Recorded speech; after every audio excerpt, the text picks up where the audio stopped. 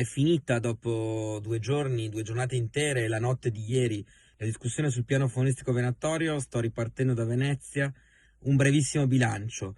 Un grande risultato, anzi 2 grandi risultati nel territorio vicentino. Il primo è ovviamente la salvaguardia del lago di Fimon. Siamo riusciti a tutelare l'area, a farla rimanere una ZRC con una zona di ripopolamento e cattura, quindi una zona in cui non è possibile cacciare, e soprattutto siamo riusciti a metterla insieme, a collegarla con l'oasi di Casale, e quindi è stata creata una delle più grandi zone protette di tutto il Veneto, nella zona sud-est di Vicenza, e quindi toccando anche il comune di Arcugnano, un'area protetta di oltre 1400 ettari, mettendo insieme l'oasi di Casale, appunto, e il lago di Fimon. Un bellissimo successo inserito dentro questo piano faunistico venatorio grazie al grande lavoro di amministratori, associazioni, cittadini. Pensiamo solo alla manifestazione di 2 domeniche fa.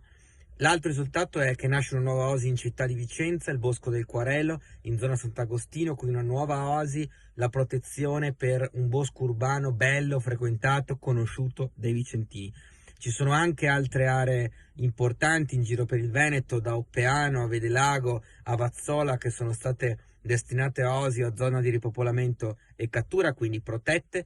E ci sono altre novità importanti, ne dico una su tutte. È stata semplificata la possibilità per chi vuole per esentare il proprio territorio, il proprio terreno, le proprie aree di proprietà dalla caccia, e cioè chiedere che nei propri terreni non venga svolta attività di caccia. È molto più semplice di quanto non fosse prima di questo piano faunistico venatorio. È un piano che ovviamente non ci ha trovato concordi, perché è un piano profondamente sbilanciato e che non tiene insieme l'equilibrio necessario tra la fauna e l'attività venatoria, però siamo contenti di alcuni risultati importanti che abbiamo portato a casa.